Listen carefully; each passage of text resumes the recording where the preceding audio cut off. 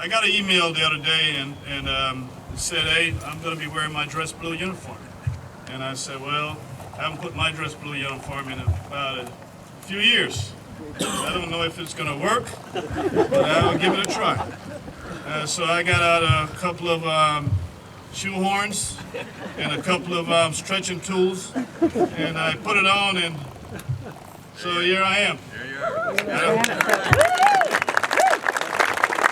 I don't know if it's going to stay together, so I'm going to warn you guys that's in the front row that if buttons start flying and things start falling apart, you might have to run for your life. Okay?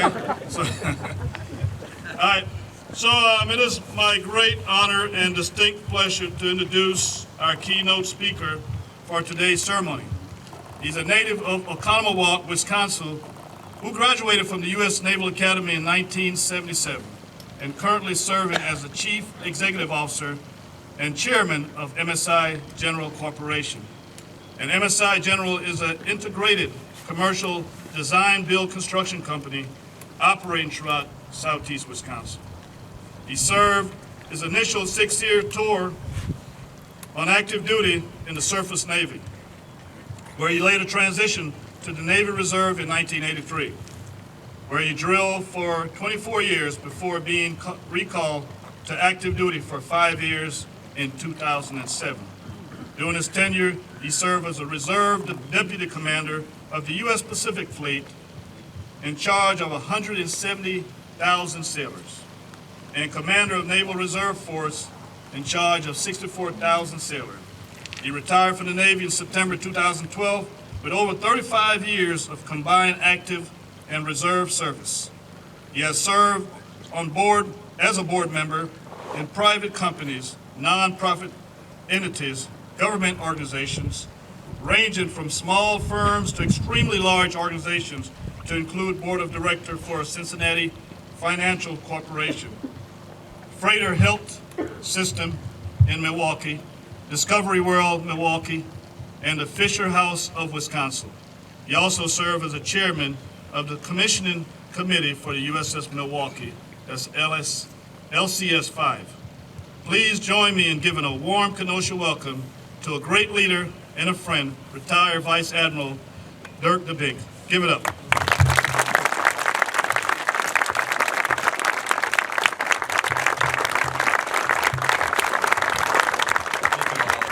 Thank you, Master Chief. Well, good afternoon, everybody. What a great day. This is a great day for Kenosha. It's a great day for all of us in Wisconsin.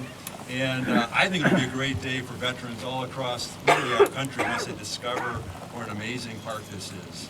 I do want to say welcome to our distinguished guests, our elected supervisors, and certainly General May, nice to meet you. Mary Kohler, Secretary Kohler, always good to share the podium with the Secretary Kohler. If you haven't gotten the connection yet, Master Chief Nelson, Secretary Kohler, and I all served in Great Lakes back in the early 2000s, so we're bringing the band back together.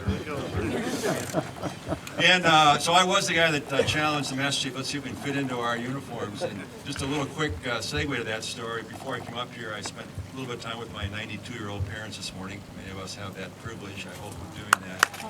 And I said to my mother, well, we're changing the uniform, and she says, oh, you have to wear a uniform? I said, no, Mom, I get to wear my uniform today. So it is a privilege to wear the uniform.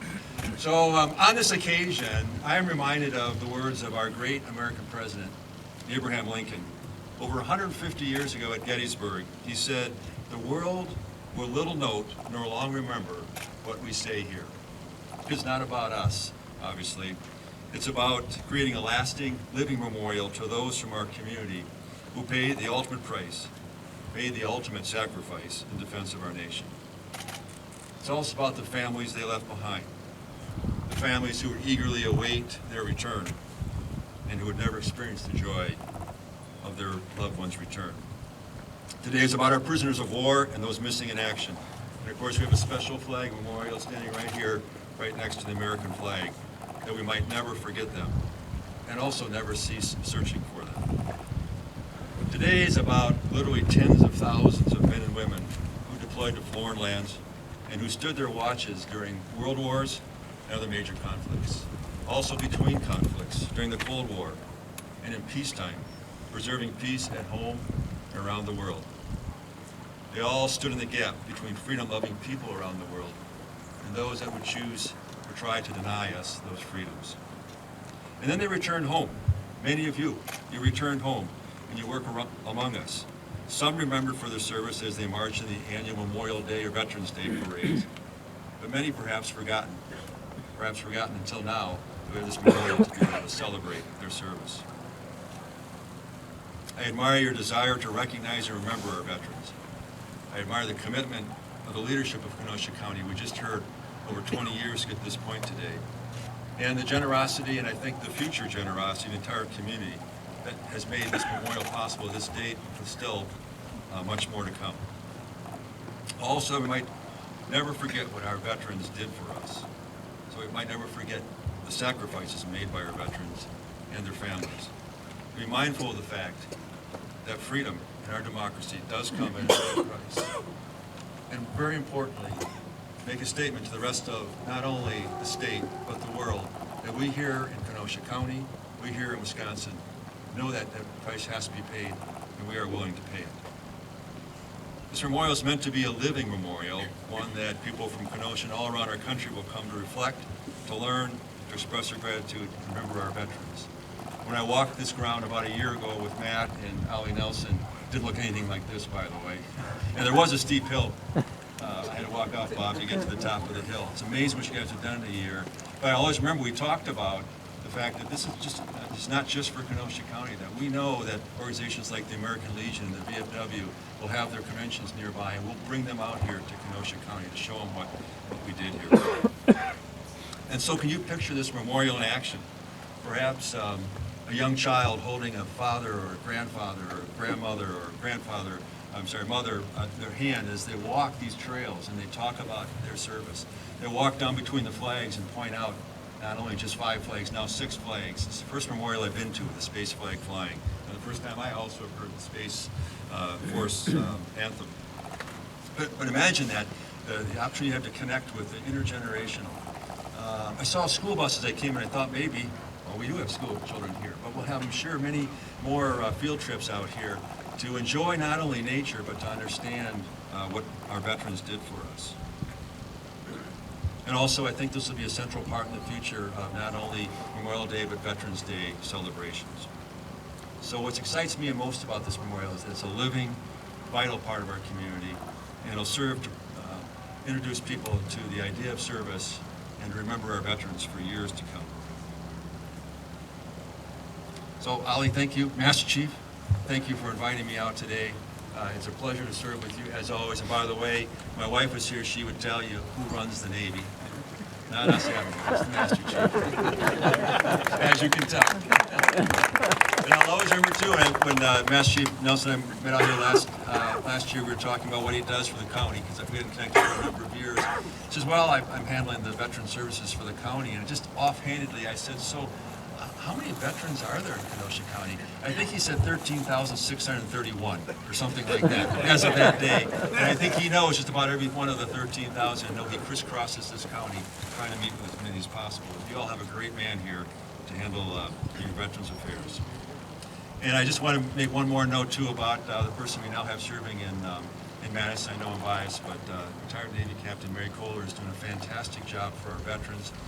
One of them is one of my sons who served in the Navy until about a year ago, and I started contacting veterans organizations and all that. I said, well, have you called the state VA yet? Well, no, Dad, I haven't. You should do that, and he's glad he did. He's gotten great services. He's currently going to, he's doing his master's in Madison, and so is his wife. And so, Mary, thank you for everything you're doing for all of our veterans. Let's hear from Mary Kohler.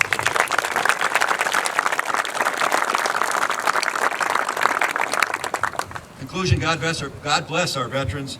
God bless this community for your support of all of our veterans. And God bless this awesome, fantastic United States of America that we all get to live in. Thank you.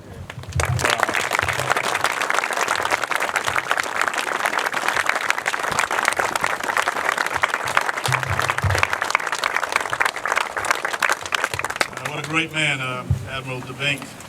He's also spearheaded the Commonwealth Veterans Memorial Park. He was the one that think they raised the initial raise of over $600,000 to get that park going in 2015. So a lot of great work, and that's one of the reasons why he's on our board of advisory, as Mary Kolar as well, and they give us good information on how to make sure this park meets the needs of our community and our veterans. Conwalk's on the second best park. All right, there you go. I like that.